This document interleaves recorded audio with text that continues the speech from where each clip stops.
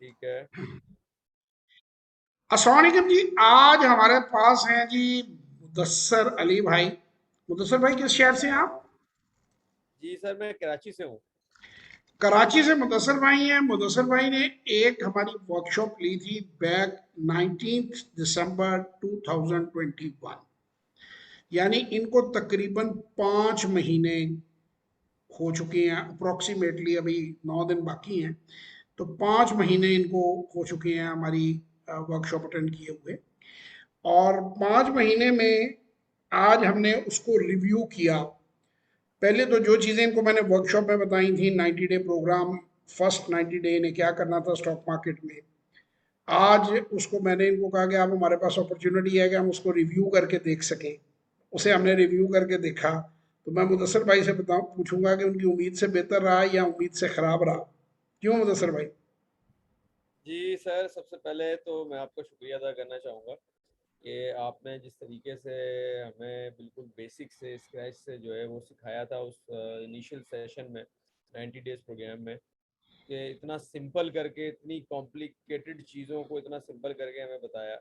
और एक क्राइटेरिया सिखा दिया कि इस क्राइटेरिया पे आपने चीज़ें देखनी है, जो कंपनीज इस क्राइटेरिया पे आए उनमें आपने इन्वेस्ट करना है। और जो इसमें बहुत सारे जो ऐसे जिसको कहना चाहिए कि यहाँ पे कहते हैं कि जी कचरा शेयर्स, तो उसमें आपने नहीं जाना। आपने साफ सुथरे जो ऑथेंटिक जो वैल्यूएबल शेयर्स हैं वो आपने पिक करने हैं। तो वो क्राइटेरिया हमने सीखा सर से, उस पर फिर अमल शुरू किया। अल्हम्दुलिल्लाह बड़ा फ़ायदा हुआ।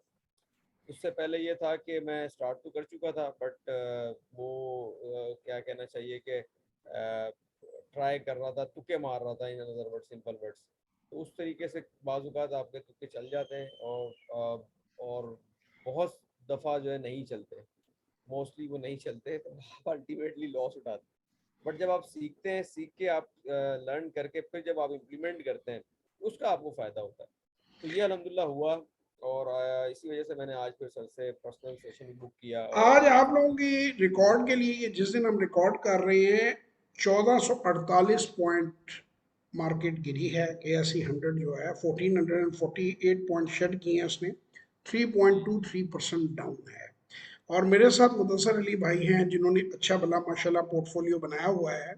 और he is not worried about his portfolio, अल्हम्दुलिल्लाह। इनफैक्ट हमने एक्सपेंशन पे प्लान किया कि कहाँ हम वैल्यूज ऐड कर सकते हैं। अब इसमें फ़र्क क्या आता है? आज मैं सरप्राइजिंगली मैं क्लब में था, स्विमिंग करने गया, तो वहाँ मुझे एक दोस्त मिले, वो पेप्सी में बड़ी हाई पोजीशन पे हैं।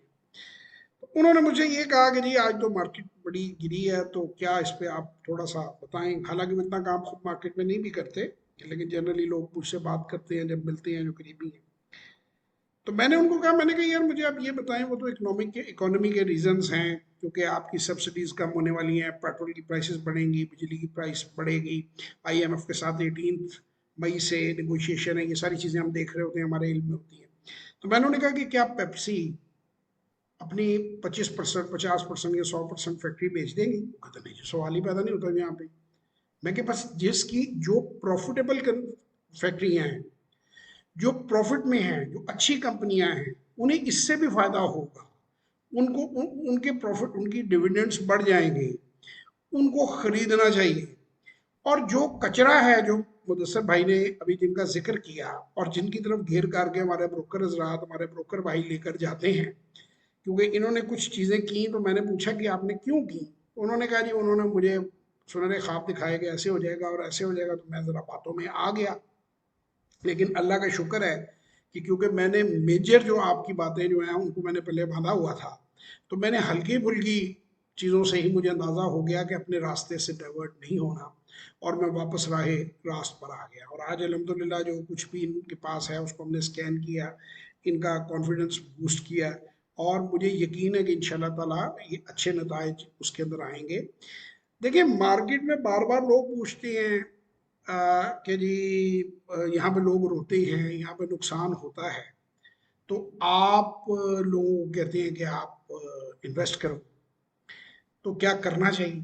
अब ये सामने मुदसर भाई हैं, डिविडेंड यील्ड 30-30% तक, 15% से लेके 30% तक डिविडेंड यील्ड के शेयर जो हैं वो हमने डिस्कस किए हैं। अब मुझे लोग कहते हैं कि जी आप अगर इस पर नाम बताएं शेयरों का, भाई मैं क्यों नाम बताऊं, मैं क्यों मार्केट के एसईसीपी की वायलेशन करूं, मैं क्यों किसी भी किस्म के सटेब वाली पार्टी का हिस्सा बनूं, मैं एक शरीफ आदमी हूं, पूरी जिंदगी इज्जत कमाई है मैंने, मुझे क्या जरूरत है कि मैं सोशल मीडिया के ऊपर आके लोगों को मशवरे देता फिरूं कि ये शेयर ले लो, और वो आपकी अदालत लगा के कुछ साहब बैठ जाते हैं और उनको दुनिया के हर शेयर का ही पता होता है। तो मैं तो इस तरह के काम नहीं करता, मैं लोगों को मछली पकड़नी सिखाता हूँ। मैं बार बार लोगों को ये बात कहता हूँ, कभी आपने किसी मेडिकल कॉलेज में आप एडमिशन ले, वो कहें जी ले डिग्री अभी पैसे दें आपको डिग्री इशू कर देते हैं, पेशेंट जब आएगा वो हमारे पास भेज देना हम उसे ट्रीट कर देंगे, ऐसा नहीं होता। अच्छा टीचर वो होता है जो आपको सिखाता है, एट पार लाता है जो उसे आता है। अगर आप डिसीजन मेकिंग ही नहीं कर सकते हैं, अगर आप खुद शेयर को असेस नहीं कर सकते, खुद शेयर को वैल्यू नहीं कर सकते, और मैं ये बात कह दूं मुझसे पूछ पूछ के करते जाओ, तो मैं कुछ भी कह दूंगा आपको। तो मैं जितनी भी मेरी वर्कशॉप्स हैं या जितने भी सेशंस हैं, आज मैंने मुदस्सिर भाई को भी एक बात कही कि प्राइस इज व्हाट यू पे, the value is what you get. इस जुमले को मैंने एलेबोरेट करके इनको समझाया, ये किताबों का जुमला है, लिखा हुआ है कि किस तरह आपने असेस करना है। दूसरा मुदस्सिर भाई का पॉइंट था कि जी एंट्री और एग्जिट की क्लैरिटी, तो वो हमने जो डिस्कस कुछ चीज़ें की हुई थी, मेरा ख्याल है अब इनको बात पूरी तरह समझ आ चुकी है कि एंट्री कैसे लेनी है और एग्जिट कब लेनी है फॉर अ लॉन्गर पीरियड। जी सर, अल्हम्दुलिल्लाह चीज़ें क्लियर हो गई हैं।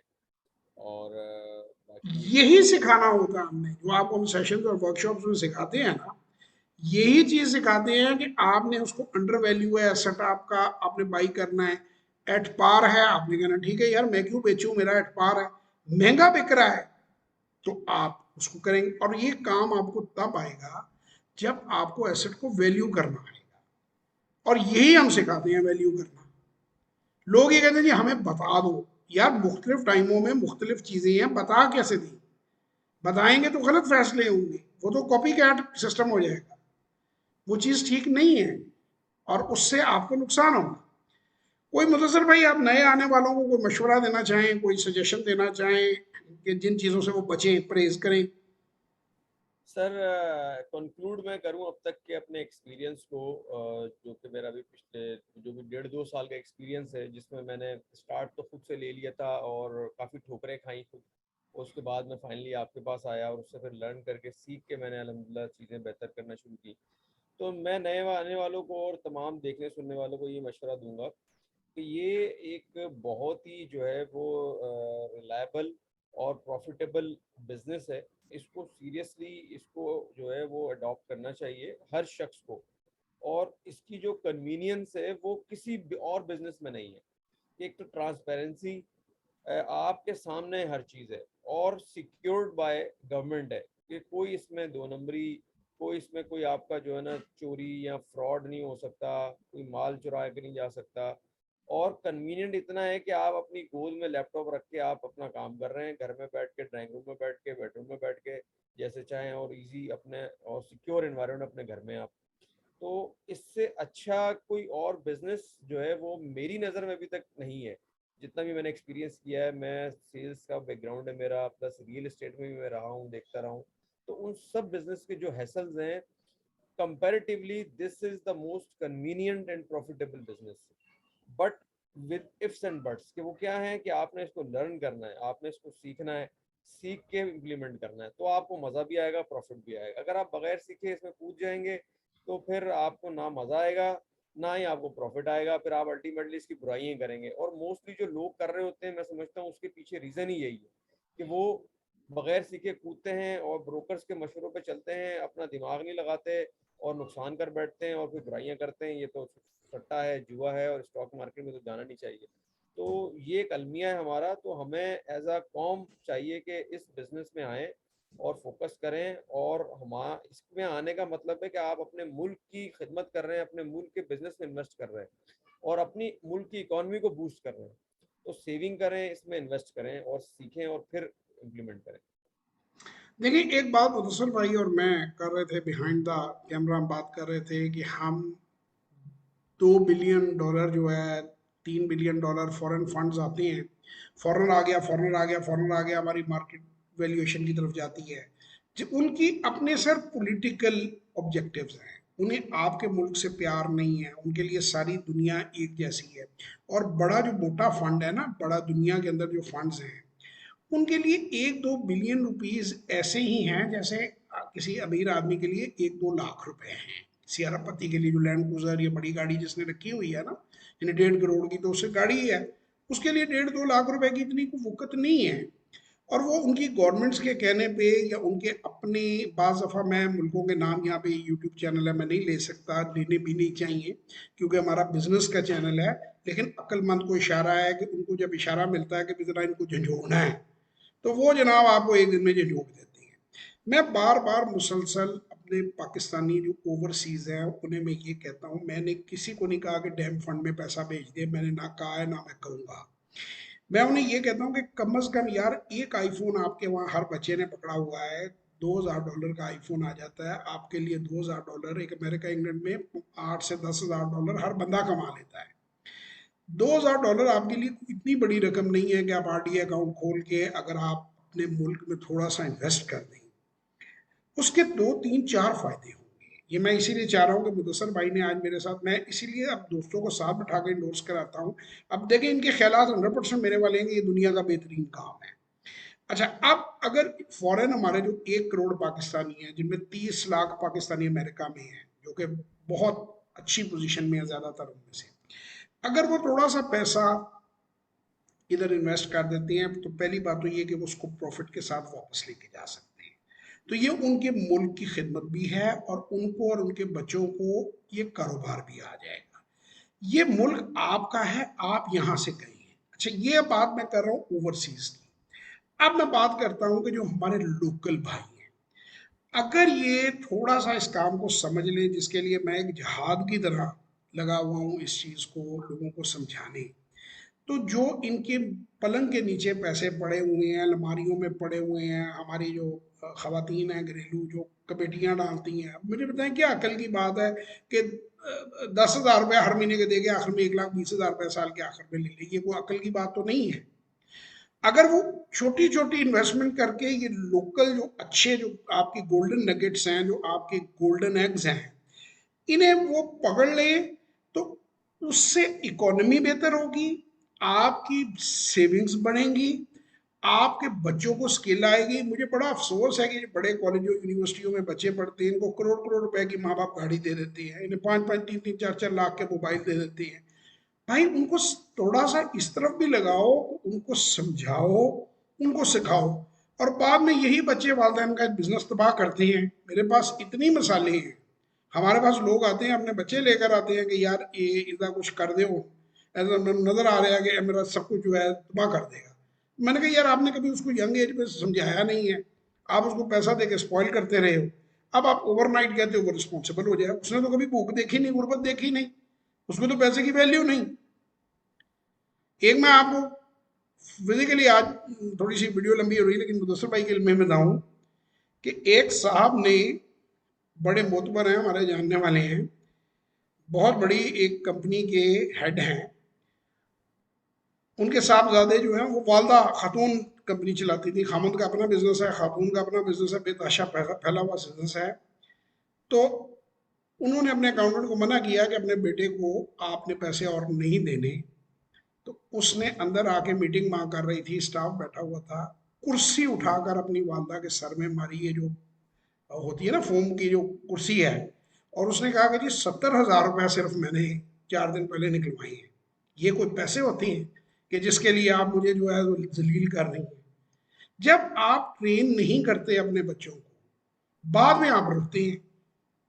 अगर आप बच्चे को फाइनेंशियल लिटरेसी दें, उसको पता चले कि ये मेरा जो ड्राइवर है इसको कितनी पे मिलती है, इसका घर कैसे चलता है, ये जो पियोन है, ये जो मासी घर में रोटी पका रही है, इसके 4 बच्चे हैं, ये किस तरह रहते हैं, ये रियलिटी पर उनको आप रखते हैं फेरी लैंड में और वंडरलैंड में, उन्हें छुट्टियां कराने के लिए आप डिज्नी वर्ल्ड ले जाते हैं। वो बच्चे फिर जब ऊपर आ, डिज्नी वर्ल्ड जाने में कोई बुराई नहीं, मैं खुद जाता रहा हूँ डिज्नी वर्ल्ड, लेकिन रियलिटी का पता हो और डिज्नी वर्ल्ड जाए तो बड़ी अच्छी बात है। वो फिर जब बिजनेस के ऊपर आते हैं तो वो कोलैप्स कर देती हैं। देखिए कौमें, आपको मैं बता रहा हूँ, बद्दुआएं देने से इंडिया को या और मुल्कों को आप कभी आगे नहीं ग्रो करेंगे।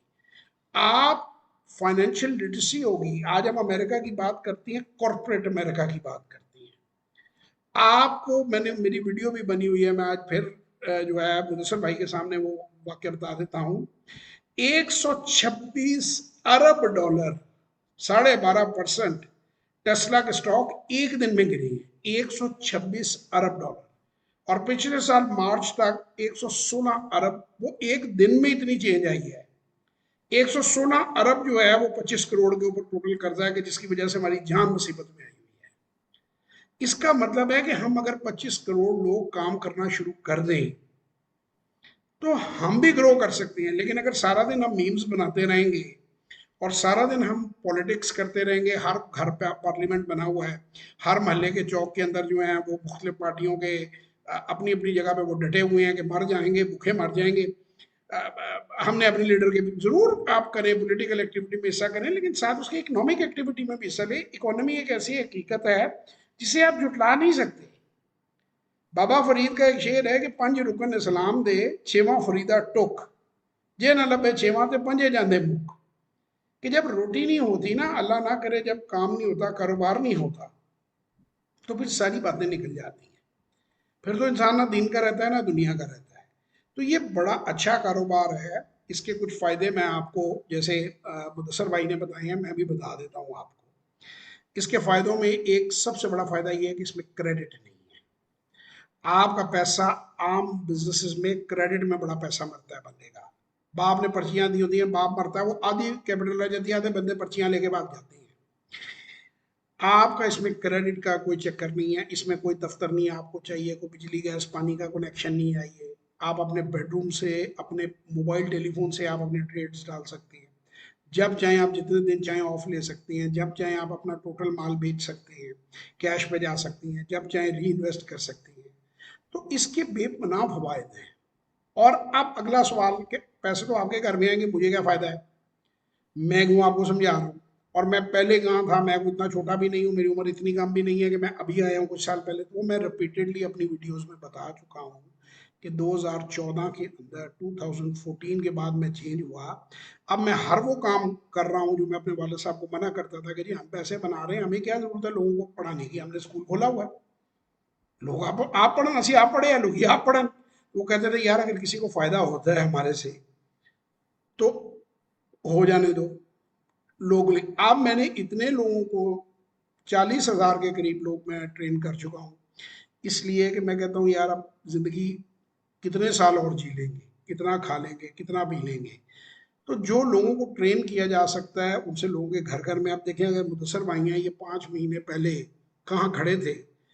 टोटल इन्होंने मेरे साथ 3 घंटे जी अपनी जिंदगी के गुजारे हैं मुदस्सर भाई। एक आपने वर्कशॉप लिया 2 घंटे की, और एक आपने सेशन लिया।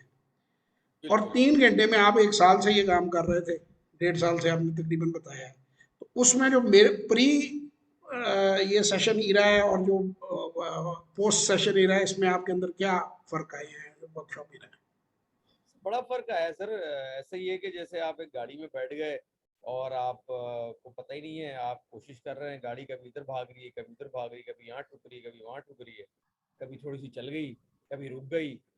तो पहले ये था फीलिंग्स। अब ये है कि अल्हम्दुलिल्लाह क्लियर है, पता है आपको कि हाउ टू ड्राइव, कैसे आपने स्मूथली इसमें से चलाना है, कब रुकनी है, कब आपने साइड पे पार्क करके उतर भी जाना है, वेट करना है, और कब आपने दोबारा स्टार्ट करनी है।